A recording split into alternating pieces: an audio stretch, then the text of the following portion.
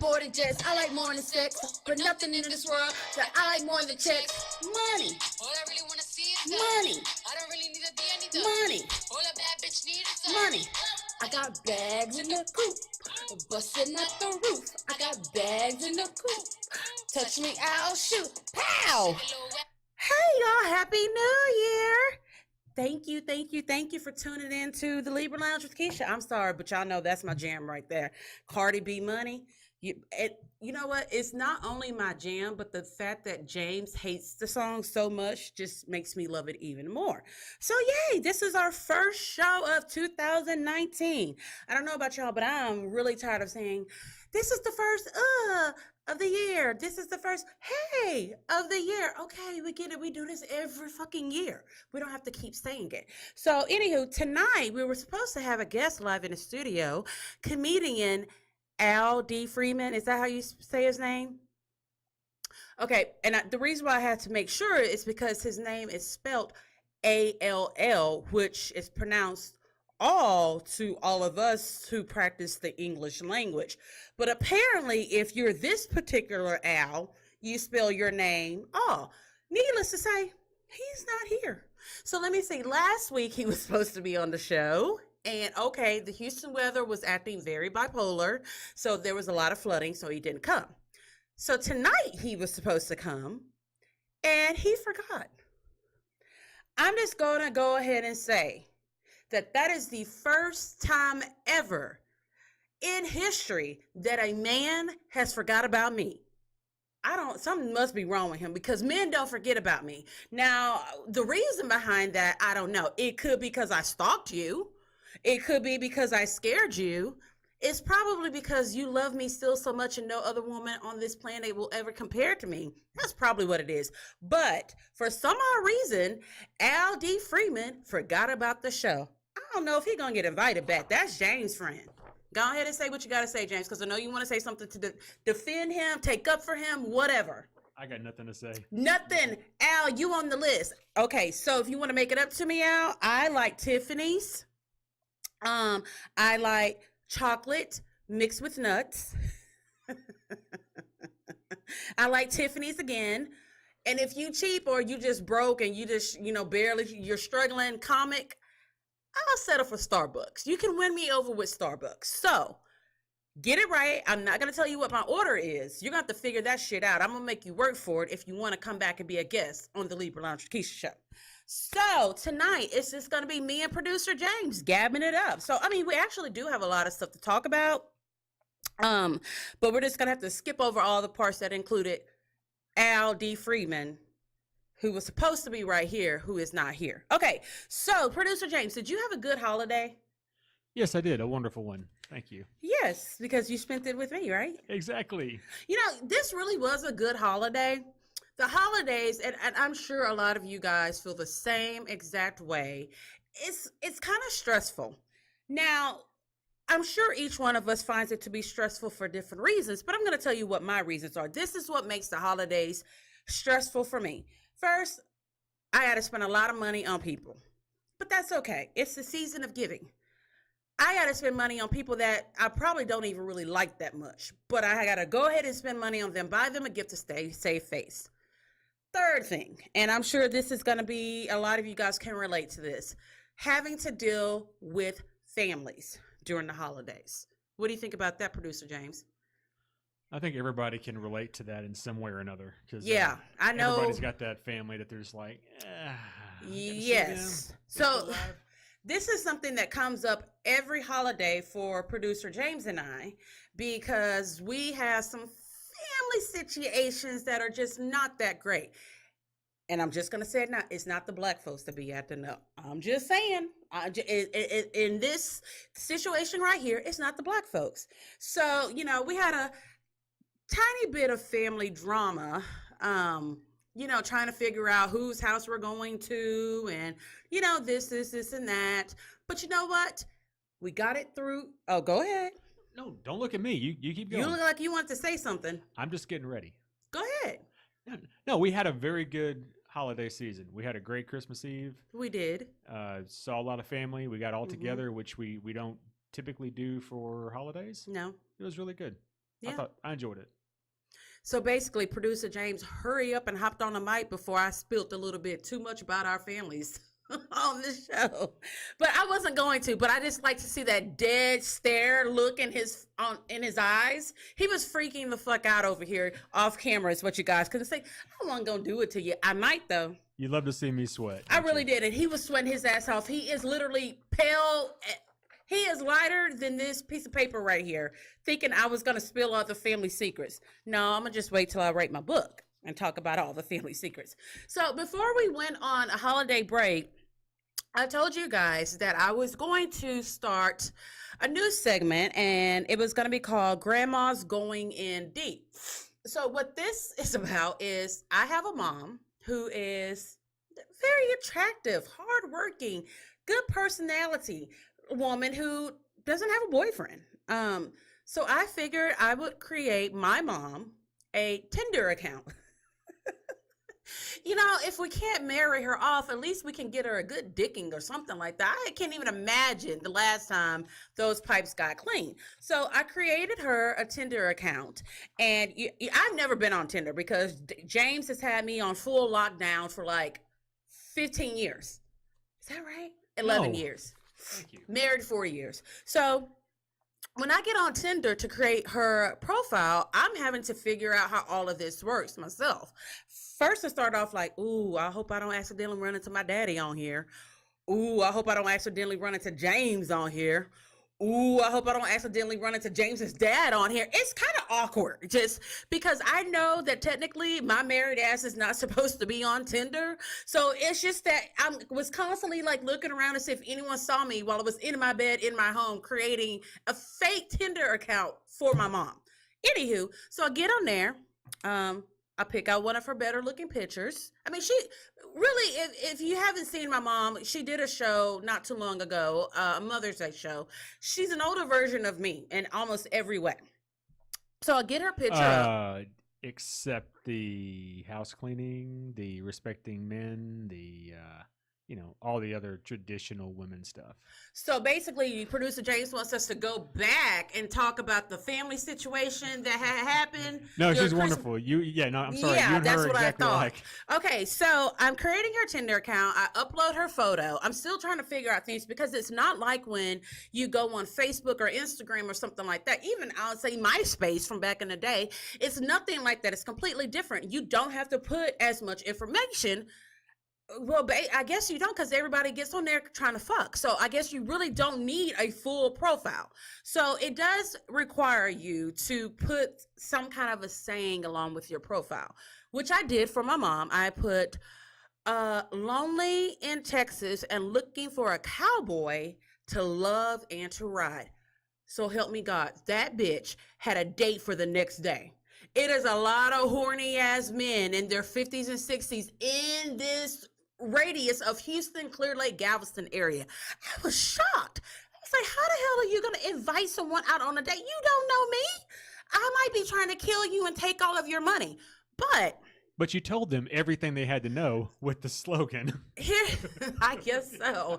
I was like, thinking they were going to throw a little bit of sugar on it. You know what I'm saying? But did you? No, I really didn't. So, this seemed like a great idea. It wasn't going on there with the full intentions of finding my mom a date. I really was trying to use it to give me more materials to make fun of her about, but I fucked it all up. Here's where it went wrong. So, one, I really used her picture. And of course, there were some horny old dogs from this area that knew her and recognized her, so sending her messages. And I'm like, shit. So then the people who were messaging her, trying to get to know her, I was really answering the questions as her more so than as me. So it really was like, okay, these guys really like her and they're really interested in her. And so we're not going to be doing that segment anymore. We're going to have to go back to the drawing board and do this all over again. So just to be continued with Grandma's Going In Deep. Can you at least say maybe a little bit about the people who you did kind of converse with? Because you did talk to. Yeah, there was. So I was talking to so many guys posing as my mom on Tindr that I literally had to turn my phone on do not disturb for a few days. I'm like, they want to fuck on Christmas Eve. They want to fuck on Christmas. I'm like, where are your families? And then it got to guys days. In true Keisha fashion, I have a gift for making people feel like they want to talk to me, confess things to me, get to know me. I still say it's the chubby cheeks. Everyone sees chubby cheeks and they think nice, innocent, lovable. Eat. So these guys were telling me all of this. One guy, Kurt, I don't know if that's his real name or not, but Kurt, older white gentleman in his 60s, business owner.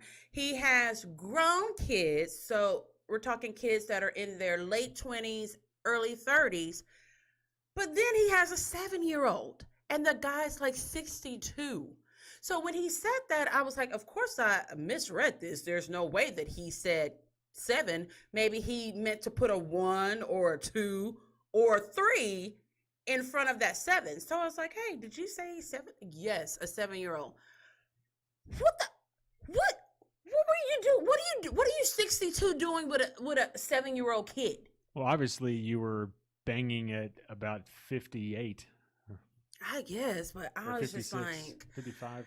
Yeah, and so he kind of seemed needy because, like, if he sent the message and I didn't reply immediately, he would always put, I guess I scared you off. It's like, no, dude, I'm like living life. Like, what is going on? Then there were some older black gentlemen looking like they were church preachers and shit like that, and they were actually quite boring, to tell you the truth. And here's the thing. So if you happen to be 50 plus and you like the show and you are thinking about getting on Tindr or you are on Tindr, here's the number one thing that I saw that I'm like, why are they doing this? Old people take the worst profile selfies. Do you know how many guys that I saw with a picture of a dog and they're like this, trying to look up to get the best angle and here's the dog? Or they would have like their grandkid in the picture or something like that. It's like, look, if I'm trying to get down with the get down, get a good dick in and then, maybe steal your bank account information, I don't want to see a picture of you with your dog. I don't want to see a picture of you with your grandkid. Y'all got to do better. Like, literally, I'm sure you could YouTube how to take a good profile selfie. These old bastards most definitely need to do that. So that was how I miserably failed at trying to, producer James, you trying to tell me something? Say hello to Ranisa? I'm not sure if I'm pronouncing your name right or wrong, but I do apologize if I'm saying it wrong because I'm a Keisha and I know what it's like to go through life with people always messing up your name. But thank you for joining the show. Okay, so moving on from Grandma's Going In Deep, which we are going to continue it, and I'm going to try to do it right this time. Our plan was, when we were supposed to have Al in the studio with us, is we were going to do the Gab and we were going to talk about some of the biggest celebrity stories of 2018. But since he's not here, we're stuck doing it with producer James. So if you are a friend of the Libra Lounge, you know what time it is. It's time for the Gab. We know she has a really big mouth, which sounds kind of dirty, and that's probably true too. Let's gossip. The Gab with Keisha.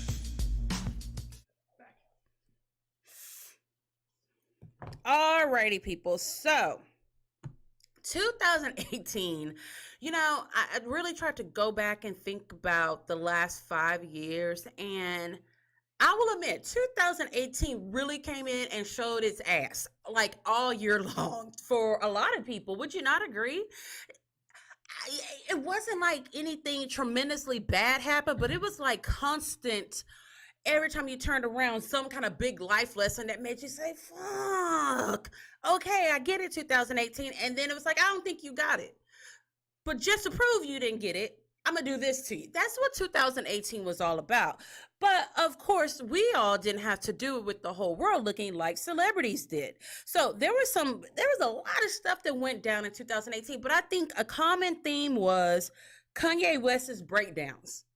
I think the tally was at least 6 good breakdowns, all of which you can go back on Twitter and read about. So what do you think about Kanye and all of his breakdowns?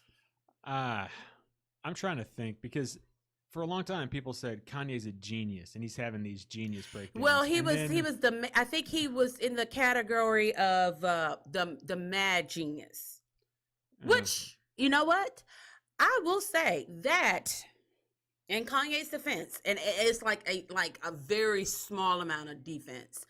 I think that Kanye is very smart, and I'm sure that if he was tested, he would test to be gifted or some level of a genius. I think that he doesn't see the world like an average person does. But I also think that Kanye's got some serious issues. And after his mom passed away, it was just like, ain't no motherfucker here on earth that control me. I'm going crazy. Pow! And that's what he's done ever since then. I even think that him marrying Kim Kardashian was some kind of a mental breakdown as well, because it just doesn't make sense. I still think that they got together and got married as a publicity stunt, and then he realized one of them is too crazy to quit at this point. Yeah, That's I my don't. opinion, anyway. Well, I think that I can't speak that much about the marriage, but I think that the kids are something that is keeping Kanye as sane as he is. I think that's the one thing that kind of snaps and he goes back to reality. But with Kanye's breakdowns, Hollywood started talk. Well, I take that back. Hollywood didn't talk about it, but Hollywood tweeted about mental illnesses.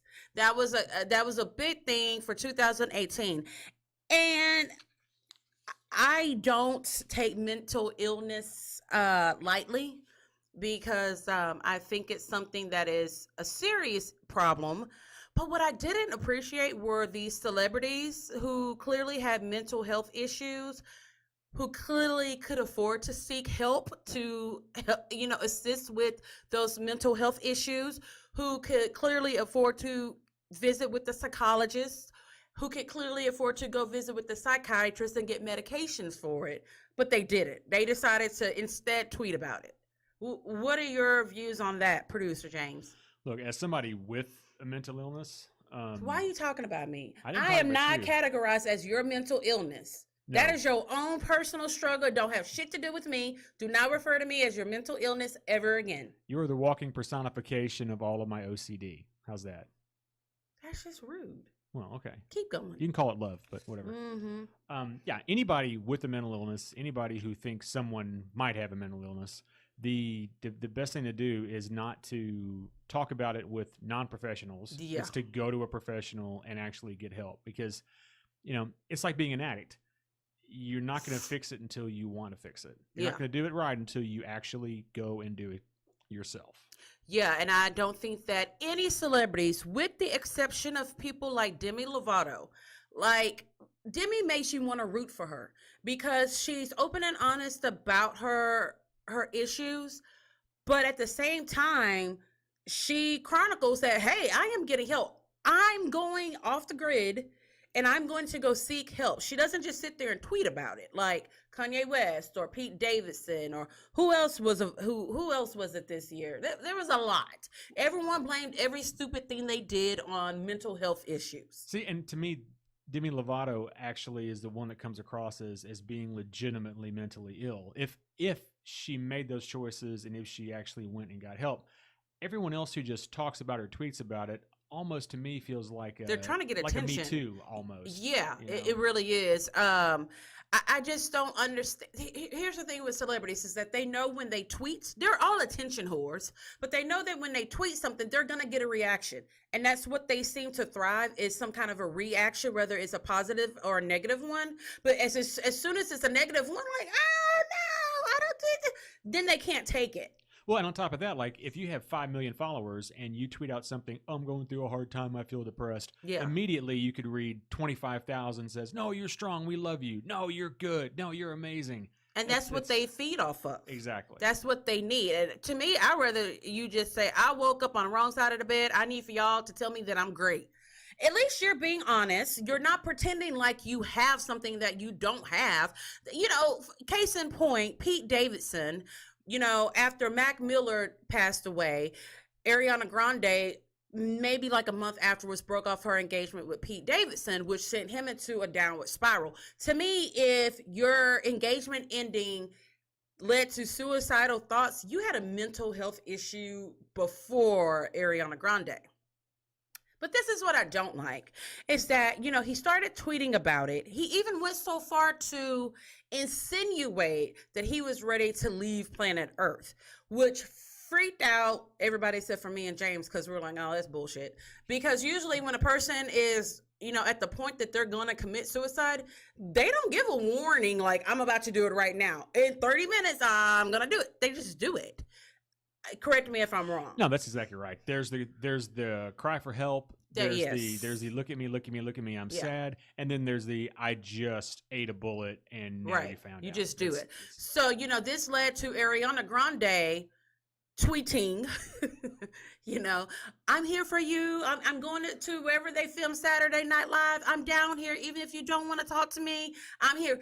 That is exactly what he wanted. He wanted you to come running, and he wanted to be able to deny you, as he did, because he refused to see her. But he wanted to deny you so that the whole world could see, because you made him look like a pussy for breaking off your engagement.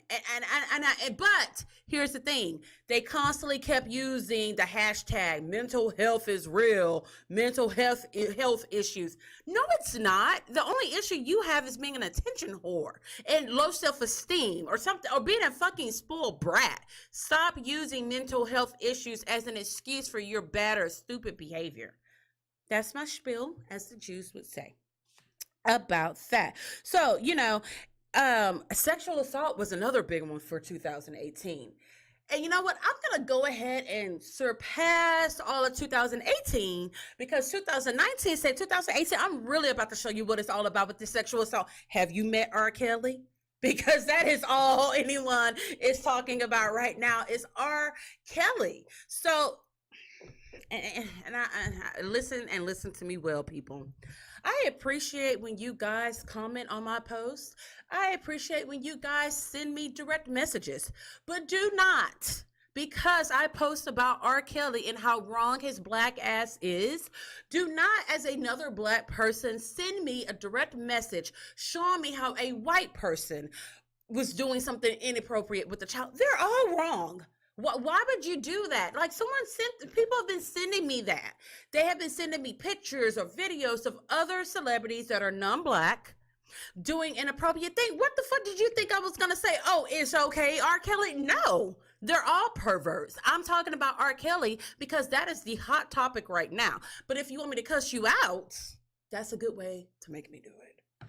Yeah, I don't understand that one person does something really shitty, but other people do shitty things too. So what? All you did was just identify more people doing the same shitty thing. It doesn't make any of it okay. Well, I'm going to say this, and I'm sure I'm going to receive some flack for it, but I'm going to say it anyway because I believe it to be very much true, is that in black families, things like sexual assault, and it happens in all families, but really, really, really, really with black families, it is, you don't talk about it. You go to church, you pray about it, you sing about it, but you don't talk about it. And you surely don't let the rest of the world know that.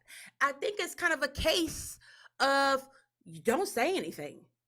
You know, like this person is wrong. Yeah, he pisses on little girls, but hey, that's the king of R&B. You know what I mean? And I kid you not. And I made a post and I said, if any of R. Kelly's album sales spike while all of this is going on, it is us. We are really a bigger part of the problem than what we realize.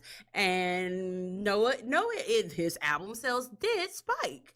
It happens every time some celebrity gets in the news for any purpose. All of a sudden, people go and rediscover it. I can understand that when a person dies, yes. But when a person is being accused by numerous people of not just sexual assault, but he was holding like people, he had his own R. Kelly cult. Yeah, and it's not even that Allegedly. I mean, these There is some of those things were proven. They were it's proven in proven. courts of law that he did these things. Yes. I'm just, the sad part about it is that this situation with R. Kelly has been going on for so long. That now finally, because the executives at Lifetime, which they were very, very smart, because I'm sure they hit a spike in, viewers, but they said, you know what, we're about to shed some major light on this so people can't ignore it. Here are some of the victims. Here's some of their families. Here's some of the people who were on tour with him. These are people who worked with him. They are actually getting in front of a camera telling you that these things did happen. I hate to ask you this, but it's been on my mind. Do you think that, I mean, Harvey Weinstein's a white guy, so that fits into the look at the white guy over there doing that. But do you think in any way Bill Cosby, all that stuff that happened with him, kind of relit the light of let's actually call out people who done shitty things in their past? I don't know, but here's the difference between R. Kelly and Bill Cosby. The things that Bill Cosby was accused of were all old. Whereas with R. Kelly, yes, he's being accused of things that happened in the past, but are currently still happening. I mean, it wasn't that long ago that you would have people, making videos or pleading to their daughters who their family members are saying, hey, they went to go see an R. Kelly concert and they ain't been back. He's got them. So there's still, stuff that's going on with R. Kelly. But I can't believe that we are still having to deal with victim shaming the way that we are. People are still blaming these women.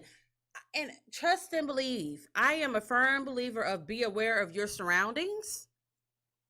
Try not to put yourself in situations where harm can come to you, but sometimes harm is just going to come to you.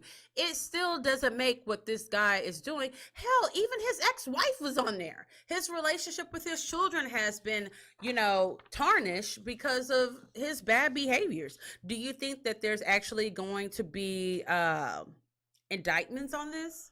That's a great question because it's hard to say. I mean, depending on statute of limitations, of course, but a lot of these people signed agreements for payoffs, yes, for things like that. They did. And you can't double jeopardy that. Yes. I don't know. Great question. I hope that he is indicted.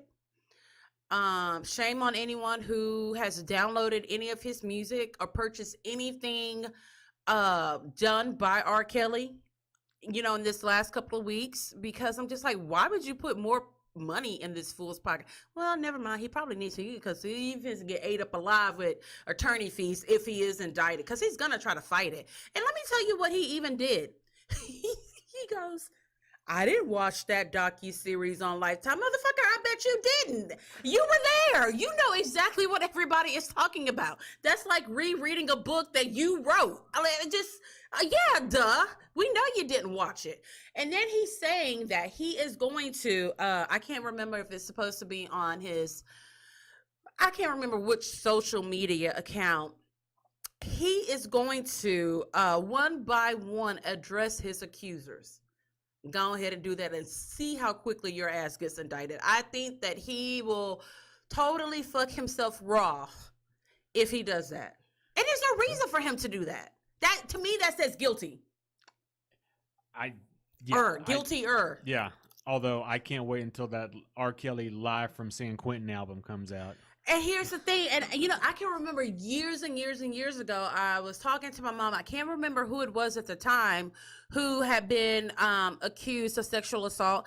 And I turned to her, I said, only in the Black and Latina communities can someone be accused of rape or sexual assault. And people just say, oh, it's okay. No, it's not okay. I just recommend anybody who hasn't seen it, go watch the episode of the Boondocks called The Trial of R. Kelly. It is so good and so timely right now. It is very, very, very good. And if your daughter comes home smelling like fresh piss, she might have been with R. Kelly. So anyway, when we get back, we will talk about some of the best and worst New Year's resolutions and what it really means, this term, New Year, New Me. We'll be right back. Femme Fatale is the fully equipped boutique-style gym and fitness club that is taking a new and innovative approach to women's health and fitness. Our main goal is to provide a comfortable and completely judgment-free venue for women of all ages and fitness levels to come exercise and feel like a positive fit family. We understand the busy lifestyle of today's women, so we also provide 30 minutes to 1 hour fitness classes, including the newest trends like boot camps, yoga, and body bar. We also offer a break room for school-aged children to hang out, as well as a tanning bed and sauna. We are located at 689 FM 517 West in Dickinson, Texas, and our phone number is 281-678-8037. Mention the Libra Lounge and get $10 off your initiation fee. We look forward to growing our fit family with you.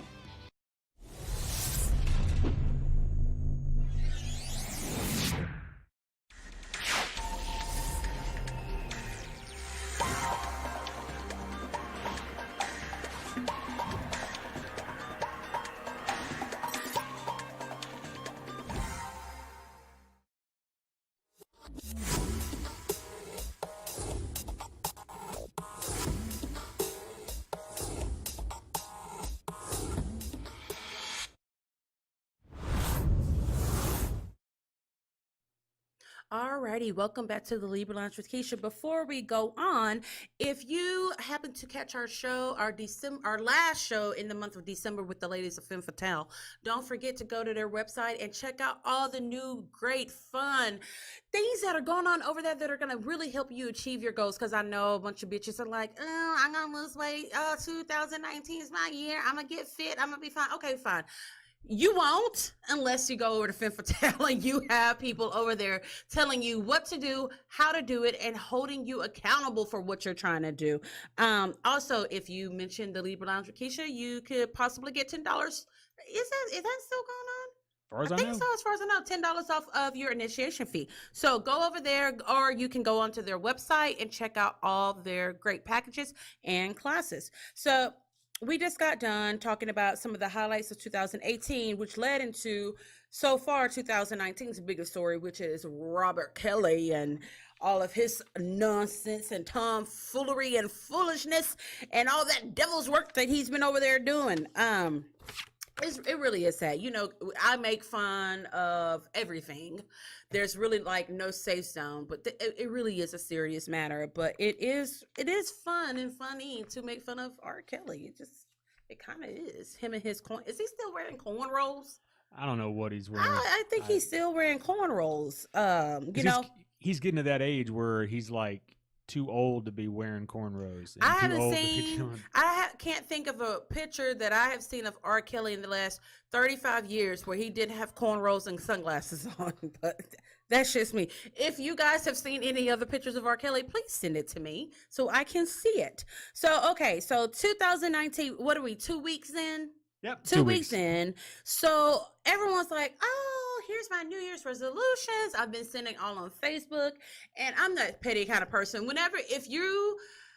If you open yourself up to posting on Facebook or Instagram what your New Year's resolution is, I'm that person. I'm going to bitch you lying and keep scrolling. I'm going to be like, why are you lying? You didn't do that shit last year. You're not going to do it this year. But if you do set new goals, you should always set goals for yourself. If you're setting new goals because it's 2019, I truly hope that you do achieve them. So anyway, what do you think are some of the worst New Year's resolutions? I'm going to find my real dad. Maury Povich, call him. He can help you out. What else? I'm gonna get bathing suit ready for summer. So here's the thing. You're right, but here's the thing. It's January, so bathing suit ready. You would need to be ready by May. Pretty much May. In Texas, in Texas, it's pretty much now. Yes. It's been warm. If you didn't start in, let's just say May 2018, you probably are not going to be bathing suit ready this May. I'm just saying you probably needed to start a lot sooner than yesterday. Maybe they should have said, I'm going to be 1 piece or 2 piece ready. And that's a big difference. Yes. Oh, a huge difference. A huge difference. I mean, like with me, I know that I have not owned a bathing suit since before I had my daughter, and she's 16. Okay, so let's say I'm gonna get bathing suit ready. I know in my head when I say that, I mean a full bathing suit with some boy shorts on as well, and some little arm girdles on my arms, because I've got the chicken neck arms and stuff like that. You have to be real about your goals. You can't be homeless on the street and saying in 2019 you're gonna be a billionaire. So there's actually a list of I'm like sure the top there is. like the top 10 worst New Year's resolutions. Okay. So you already hit go on a diet and go to the gym. Okay. So that's the first two. Next one, spend more time with family and friends. Now that's a good one. That is a good one, and that is achievable unless you're my family. Cause I'm just kidding. That is something positive. I think most folks are not realistic when they're setting their goals. When you set a goal, your goal is not a dream. You know what I mean? There's a big difference between a goal and a dream. Yes, I can say that in 2019, I want to lose 30 pounds. That is something that is achievable. But for me to sit here and say in 2019, I want to become a bathing suit fitness model, I don't think that's going to happen, bitch. Try again. Well, you could be one, just Not a good one. Okay. It would be a good one. And it wouldn't be a pretty one either, because, I got some things underneath all this clothing that I'm just like, what happened to us? Hey, Where did we go wrong? Hey, Tess Holiday. What about her? Well, I mean, she's out there looking big. Yeah, okay. Good for her. Yeah, so I don't have the confidence that Tess Holiday has to wear some of the stuff that she gets paid to wear. I know that I'm gonna have cellulite. I know I'm gonna have a big butt. I know my boobs are gonna be big, no matter what size I am. I'm a realist about these things. I'm not gonna be a bikini fitness model ever. Well, let's see. If I married a millionaire and got a lot of plastic surgery, maybe. Maybe. Producer James looking sad because I said if I married a millionaire. I can't help it. Your ass is not a millionaire. You're part of that problem, actually. Oh, whatever. So, Which, okay. Ironically, the next New Year's resolution Is is money? Yes. Yeah. It is. What do people say? They're going to save money? They're going to get better money management is what they say. And you know what? And that's a good goal to have. It's something that we say, and we usually do good for like 4 months. Yeah. And Days. Then he always says I'm the problem. We're good till Thursday. He always says that I'm the problem, but I promise you, I'm going to go downstairs to our garage and take a picture, and then you'll see who the real problem who it really is. Yes, that is something good. What makes it even better is when you set a goal and you involve other people in it. So when you're saying that you're going to save more money, you're probably going to have a partner there with you. That's something that you're going to work towards for your family. Yeah, that's a good one. That's a one that's achievable. What's another one? Another one that's probably good to talk about is when the resolution is stop being so stressed. I don't get that. People always say at the start of every year, I'm going to find some way not to be so stressed. I don't want to be so stressed out like I was last year. You know what? So I have moments throughout the day when I'm like, oh my God, just stop stressing out. And you know what that does? It stresses me out even more trying to figure out a way to not stress myself out. I think sometimes it's all about how you put it out there into the universe. I think, hey, I'm going to start going on a nightly walk every night. That is a de-stressor. Hey, I'm going to go take a yoga class. That's a de-stressor for a lot of people, but not if you're me, because that I found that to be complicated to me. Or I'm going to start bike riding or going to the gym or painting or, tickling babies and stuff like that. Those are natural distressors. But trying to sit down and think about not stressing out, it's stressful as hell. It is very stressful. It stresses the fuck out of me. It did earlier today. I was like, oh my God, I have to stop stressing out. And that just led to me dropping shit in the kitchen that I was holding, not doing what I needed to do by the time it needed to be done. yes, just do things that you enjoy more of, and that will minimize stress right there. I think the last one I'm going to name here is get organized. Okay, so since you said that, I don't know why for the last 2-3 weeks I've been really like, I've always liked Netflix, but it really I have been binge watching shows the last couple of weeks. So we were looking on there at the recommended shows, and this wasn't recommended for me, but it was just, you could watch a preview. There's a show called Tidying Up.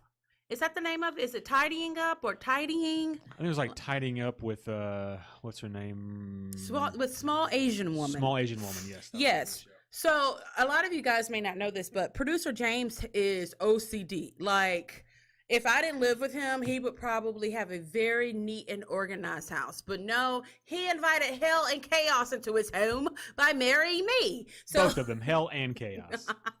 so we decided to watch this show.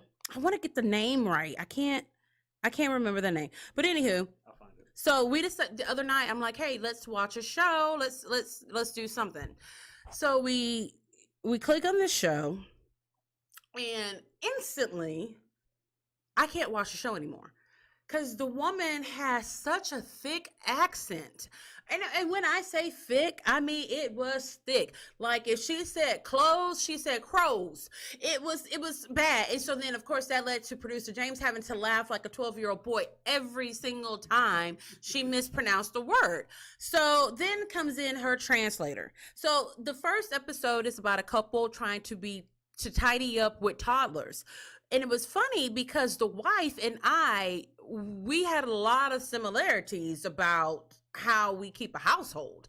And the husband and producer James were very, very similar. I mean, here's the thing. Some bitches are born to be wives and mothers and housekeepers. I was not. It's as simple as that. If producer James wants to be my good housewife, he's welcome to do so. But tell us some of the things that you saw on there that you're like, oh my God, Keisha, that is so you. This went on and on and on until we're not watching it anymore. So what were some of the things that you related to in that episode? So, he's real ready. I'm real ready. He came ready. By the way, the name of the show is Tidying Up with Mary Kondo. Mary Kondo is her name. So, and her whole deal is only keep things in your house that give you joy. That's stupid. That was so dumb. So, like, okay, I forgot about that. So she was telling the people to go and physically touch every piece of clothing that they have. And if it makes you happy, you keep it. If it doesn't, you throw it away. So my husband's like, why don't you do it? I'm like, I fucking do that. At the store, if I touch it, it happens to be the right size and within my budget, it makes me happy. Therefore, it makes the trip home. Welcome to your new life. We're done. All of that shit that she was talking about, like you got to pick up the shirt, smell the shirt, caress the shirt. If it doesn't bring you happy, what if I was just in a shitty mood that day? Nothing was going to make me happy. So I just threw out the whole damn closet. Guess what I got to do now? I got to go buy all new stuff, right? So, okay. So some of the things that I noticed. Number one, the lady hated to fold. Oh God, yes, I hate no, I don't fold, I don't hang. I will put the laundry into the washer. You pile. I might put it in the dryer, but after the dryer, I'm done. That is all that I do with clothing. Everything else is producer James. I cannot tell you the last time I folded up anything except for them dollar bills in my pocket. No, I don't fold clothes. And then she had this weird thing that literally it looked like it took 20 minutes to fold a t-shirt. Even you said it was a bit much. I said it was a bit much. And he uses a miracle folder. Well, and that's why it was a bit much, because my miracle fold, flap, done. Yeah, so she came up with a new way. I can't remember what it's called, but it's you fold your clothes so that they stand up. I don't fucking need them to stand up. I need them to fit in a drawer. That's it. They don't have to stand up. I know what it is as soon as I see it. I know the color. I know the design. It doesn't need to. So why do clothes need to stand up? Well, it made sense in one way. So no, it didn't. Okay, so just just follow me. Mhm. So when you do normally, you fold your clothes, you lay everything flat. Yes. You only can see what's on top of the pile of clothes. Okay. Right. So what if you're looking for one particular shirt? You have to literally unpack your drawer until you find that shirt. But here's the So thing. the idea of hanging it, of folding it up, you can look at the entire array of clothing and see all of them at one time without having to lift anything. Or you can just hang the shit up in your closet and it serves the same purpose, does it not? Slide, that's not the shirt. Slide, that's not the shirt. Or walking up, there's the yellow shirt I was looking for. Bam. That's also an option. Yeah. You just asked about the folding. And look, if you have nothing else better in life to do, you'll probably enjoy this show a lot and take all of her advice. I didn't even finish that episode. It is off my list on Netflix. I have no need for it. I can't remember her name. I don't need to remember her name. I thought everything she talked about was kind of stupid. But that's just me. Producer James probably is secretly sending her letters proposing marriage to her because that's just this type of woman right there. It ain't me. You know, funny, for a split second, I thought about how could I get us on the show? And then I thought a little harder. I'm like, that'd be fucking stupid because you throw her little Japanese ass out. Yes. Why would you do quickly. that to that woman? I That's would feel just bad for her. wrong. Exactly. Yeah. All right. So, everyone's been talking about, what, like literally, if you I challenge you, go to your Facebook page, look on your news feed and see how many times someone is looking for new recommendations for Netflix shows. That's not Bird Box. That's not Bird Box, which was a really good movie. Is it? I don't understand why it's like everyone's talking about it. Maybe it's because Sandra Bullock is in it. I don't know. But it's just like every other kind of end of the world. There's zombies. There's some kind of weird disease or something going on. And it's about survival mode. But it's a really good movie. It was a good watch. My favorite actress, Sandra Bullock, was in it. It was really good. I don't understand all the controversy about whether it was or was not good. That, people were getting divorces and stuff like that. Now I just make that up. Well, it's basically The Happening with Sandra Bullock. Yes, it really is. I'm just like, I will give her this. She accomplished a lot with blindfolds on. I can't make it down this set of stairs without looking at every single step because I will fall. But Sandra Bullock, she's my girl. She managed to raise 2 children without being able to see and somehow get them across country in a boat without seeing anything. With girl and boy, that shit was so funny to me that she named those kids girl and boy. That was funny to me. Yeah, It was funny. So anyway, I just got done actually binge watching You.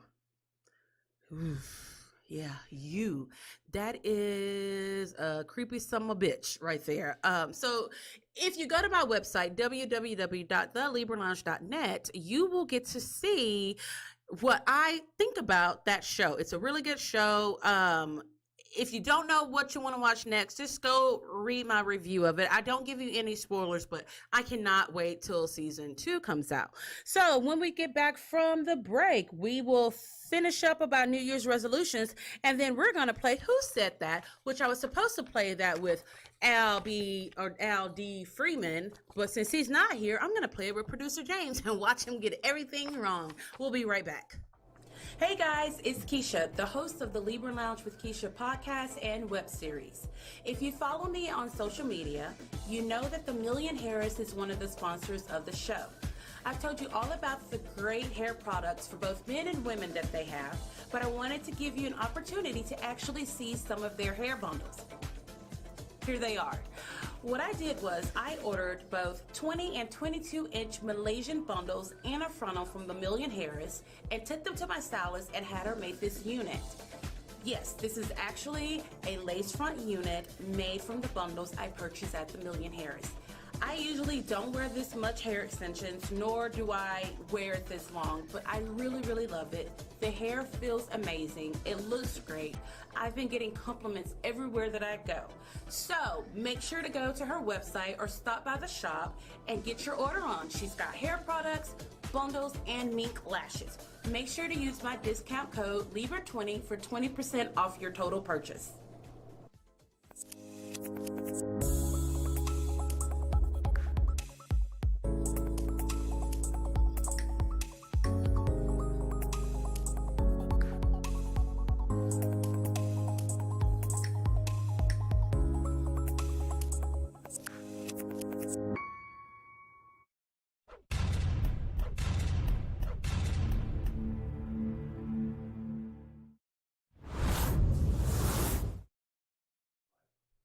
Welcome back to the Libra Lounge with Keisha. We enjoy just kikiing with you guys during this time. So since we were talking about New Year's, something else. Because James always says that I don't plug my own website enough. So here's the second plug for the evening. Go to www.thelibralounge.net and subscribe to my website. And you can see a full list of all the Netflix shows and movies that are going away in January and the shows that are coming back. Did you know that Netflix has created a new version of Where in the World is Carmen Sandiego? I just saw that today. It actually looks like it's going to be kind of good. I guess we'll check it out. You know, me and James will watch cartoons like we're 3-year-old children. I mean, at any given night at 10 o'clock, I'm probably up watching Hey Arnold. Yeah, there you go. Yeah, I'm way more of the Adult Swim. Yeah. And she's way more of the whatever she watched when she was 12. Yeah, I still love Hey Arnold. I still love let me see. What was the one? Hey Arnold, this show with Ginger. Oh crap! Oh, Why man. can't I just had a major brain fart? I can't remember. Then there It's was not Doug, was it? No, but okay. Doug is one of the ones that I will step on watch. As Told by Ginger. I still love that one, and I still love Foster's Home for Imaginary Children. Yes. And The Grim Adventures of Billy and Mandy. Those are my shows. I will give up a night out on the town to stay home in my bed with popcorn and ice cream and watch those shows. So, yes, for the full list of shows, new and old shows on Netflix, go to my website. Also, if you did not hear, we are now on the TuneIn app. Make sure you go and download that and go search for the Libra Lounge with Keisha and make it one of your favorites. What else? Oh, our YouTube channel. So we're going to be utilizing our YouTube channel a lot more this year. That is one of our goals. So sometimes we're going to have product reviews. So we're going to upload to our YouTube channel. This month, I'm going to give a review about Teamy products because I've been using their skinny tea and their colon cleansing tea. And I'm also going to give a review about chemical pills. I actually got my first chemical pill a few weeks ago, and I'm scheduled to get the second one in like 3 weeks. So if y'all see me on the show looking crazy because my skin is peeling, I guess the chemical pill is working. Also, if you didn't know, producer James also has his own show where he goes and visits and writes a review about local restaurants, and it's getting a lot of good positive buzz. And trust and believe, he knows every damn restaurant from New York all the way down to the border of Mexico. You can ask producer James about it. So, let's see. Also, make sure that you are following both of our show sponsors, The Million Harris and Femme Fatale, on Instagram and Facebook, and check out their websites because they both have lots of new and exciting things going on for 2019. Those are some hoes who I know gonna reach their goals this year. So, we're not going to do Bitch Please, but we are going to play Who Said That? And since my guest forgot about the show, I'm going to play with producer James, which, in all fairness, producer James should do pretty well at this because he was a professional comedian, as he tries to tell any and everybody who will listen to him any damn chance that he gets for a couple of years. So let's see how he does with this because it is comedy based. I am going to read to you a joke by a famous comedian, and you have to tell me who that comedian is. And as always, I'm going to do it in my very worst British accent. Outstanding. All right. You ready to go? I'm ready. All right, producer James. If you get these wrong, you can't sleep in a bed tonight. Go ahead. It has to be any given night, any damn way. Yeah, no kidding. Because he'll try to get into bed, and I'm like taking up all the space. What an empty thread. Okay, so here we go. I'm sadistic. I go to the supermarkets to watch mothers lose it and beat the shit out of their kids. Wanda Sykes? No. Black I think or it's white? funny that he just automatically assumed that it was a black comic. No, I assumed it was Wanda Sykes because Wanda Sykes talks often about. It is not kids. Wanda Sykes. It is before Wanda Sykes' time. Oh. Mm-hmm. Black or white? It doesn't. I can't tell. This isn't Who Said That. Give me a fucking hint. Is it a stand-up or is it Yes. from a show? Okay. These are all stand-up comedians. Before her time, huh? Mm-hmm. Joan Rivers. No. I miss Joan Rivers. R.I.P. We miss that old broad. We really do. No. Paula Poundstone? So you're just going to start going through lists of female comics? Until I get You are Ellen the DeGeneres? worst at this game. It was actually Eddie Murphy from Raw. Okay. All right. Are you ready for the next one? There's only 3. I don't know and now. You failed miserably at that one. Because the problem is you're asking about one joke out of a set that may not have even been the best joke or the closer. But it was from Raw. So that was one of the best comedy specials ever. Name one punchline from Raw. I got some ice cream. I got some ice cream. Okay. Don't try me. Okay. So let's go to the next one. Are you ready? Yes. You should get this one. You should get this one. You should get this one. Okay. The scariest fucking thing in the world to me are bum hens. I'm willing to bet you at any moment, any amount of money right now, if you all walk out after this show and a bum come up to you and flick your lip, that you kill yourself tonight. Is that Kevin Hart? That is Kevin Hart talking about bum lips. And then went on to get that bum bump. Bum bump, yes. I think during that comedy special, I trickled some pee a few times laughing. Okay. Oh, great. That means him and Donnie Johnson. And Donnie Johnson, who's in Vegas. So if you visit Las Vegas, make sure you look up comedian Donnie Johnson and go check him out. James is a fucking hater because I think Donnie's funnier than him. Okay. Well, no, I'm a hater because Donnie gave me his DVD to give to you. No, So I'm like, no. I'm going to correct that. Oh, I told you to go outside, go to Donnie's trunk where he was selling his DVDs and buy me a copy. Yeah, if any of my comic friends knows how shitty it feels to walk up to another comic and buy his merchandise. For your woman. For your woman. It's really bad. All right, here's the last one. Let's see if you get this one right. You should get this one right as well. Listen carefully. I'm only going to read this once. Okay. I sound like a game show host, didn't I? Yeah. Okay. I don't know when did fat become a disease where people feel bad for you. I'm watching Jerry Springer have 1,000-pound man on. People in the audience crying. Oh my God, he's 1,000 pounds. What happened? He ate. You don't catch 1,000 pounds. Nobody stick you with a dirty needle and give you 1,000 pounds. You eat. God, man. I am not going to talk to you all day tomorrow. God, can you give me one hint? Just one hint. Because I could say John Panay. He's dead. He's dead. Yes. Oh, that's Bernie Mac. Mm-mm. No? Mm-mm. God damn it. Shit, who else died? Man, I'm Producer lost. James sucks. Yeah, I do. So who? You know what? who You was even that? suck with a British accent. You suck so good day. It was Patrice O'Neal. You're one of your favorite comedians. Oh, well, here's the thing. No. Look. Excuses. Look, here's the thing. I listen to Patrice O'Neal, not just his stand-up, but I listen to him so much on the Opie and Anthony show that there is literally hours and days worth of Patrice O'Neal content in my head. So it's really hard to like Neil because that was the funniest motherfucker ever to walk the planet. He wasn't too damn funny because you don't remember none of this shit. And on that note,